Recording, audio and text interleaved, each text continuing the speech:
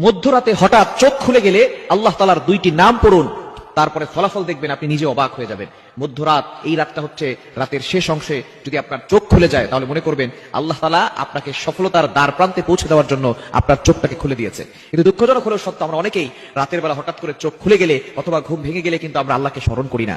এই সময়টা হচ্ছে সবচেয়ে গুরুত্বপূর্ণ সময়। বুখারী শরীফের বর্ণনা, নবীজি সাল্লাল্লাহু আলাইহি ওয়াসাল্লাম জানিয়ে দিয়েছেন, নবীজি সাল্লাল্লাহু আলাইহি ওয়াসাল্লাম বলেন, রাতের শেষ অংশে, মধ্যরাতের পরেই রাতের শেষ অংশে যখন রাত একেবারে গভীর হয়ে যায়, এই সময়টা আল্লাহ তাআলা প্রথম আসমানে চলে আসেন এবং আল্লাহ তাআলা বান্দাদেরকে ডাকতে থাকেন, কার কি লাগবে আমি আল্লাহর কাছে চাও। রাতের শেষ অংশে এই সময়গুলোতে, এই সময় যদি আপনার চোখ খুলে যায়, আপনি এই আমলগুলো করতে দেরি করবেন না। আপনার ওযু করার দরকার নাই, ওই অবস্থায় আপনি আমলটি করবেন। আল্লাহ তাআলা দুইটি নাম পড়বেন 11 বার করে। কয়বার?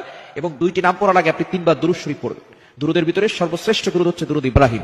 এই দুরুদটি বেশি বেশি পড়ার চেষ্টা করবেন। আল্লাহুম্মা সাল্লি আলা মুহাম্মাদ ওয়া আলা আলি মুহাম্মাদ কামা সাল্লাইতা আলা ইব্রাহিম ওয়া আলা আলি ইব্রাহিম ইন্নাকা হামিদুম মাজিদ। আল্লাহুম্মা বারিক আলা মুহাম্মাদ ওয়া আলা আলি মুহাম্মাদ কামা বারাকতা আলা ইব্রাহিম ওয়া আলা আলি ইব্রাহিম ইন্নাকা হামিদুম মাজিদ। এটা আপনি 3 বার পড়বেন। আর যদি এটা একটু বেশি কষ্ট হয়ে যায় তাহলে সাল্লাল্লাহু আলাইহি ওয়াসাল্লাম, সাল্লাল্লাহু আলাইহি ওয়াসাল্লাম, সাল্লাল্লাহু আলাইহি ওয়াসাল্লাম, এটা 3 বার পড়বেন। এরপর আল্লাহ তাআলার দুইটি গুণবাচক নাম পড়বেন।